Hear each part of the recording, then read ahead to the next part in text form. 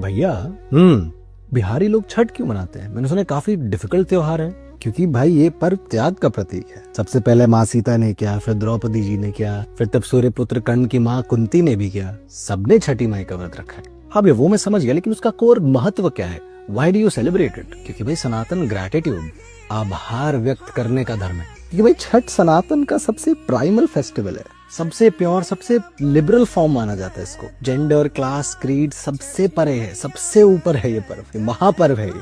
मतलब हमारे लिए धरती माँ है, अग्निदेव है, गाय माता है, सबको हम पूजते हैं, सबको हम धन्यवाद करते हैं। ये कितनी सुंदर सभ्यता है जो हर चीज जो उसे जीवित रखती है उसे पूजती है, भगवान मानती है। तो खुद बता, अगर सूर्य देव, अगर सूरज नहीं होते तो क्या पृथ्वी पर जीवन होता? इंडिया छठ तो काफी ज्यादा कठिन माना जाता है। मैंने सुना है कि कितने घंटे आपको विदाउट वाटर रहना पड़ता है।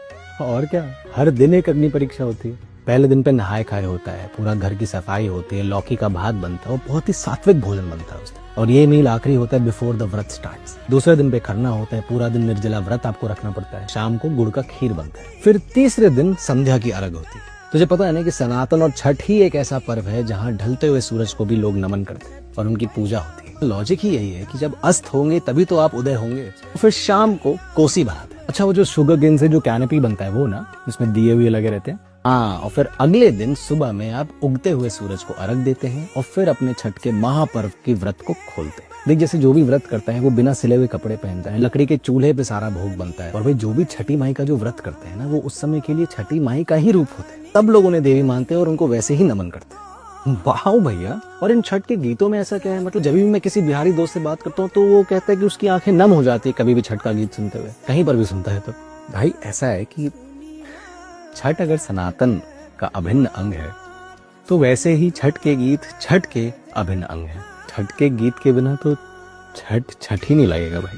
कहा भी नहीं सकता हूँ किसी नॉन बिहारी को कि भाई वो कैसा लगता है जब हम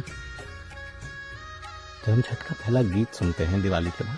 भाई मैं तुझे बता रहा हूँ कि ये स्क्रिप्ट को लिखते लिखते मैं पता नहीं 2-3 बार ऑलरेडी रो चुका हूँ। मतलब ऑन कमांड मेरी आंखें भर आएंगी अगर मैं छठ के गीत सुन लूंगा। इन गीतों में धुन नहीं है, सिर्फ ये माँ की पुकार है और एक बेटे का घर आने का इंतजार है। भैया एक लास्ट सवाल कि लोग त्योहार तो मनाते हैं, लोग घर भी आते हैं, लेकिन छठ में ऐसा क्या है कि जो भी छठ मनाता है वो घर आना ही चाहता है? कहीं पर भी बिहार का बच्चा हो तो वो घर आना ही चाहेगा, ऐसा क्यों है?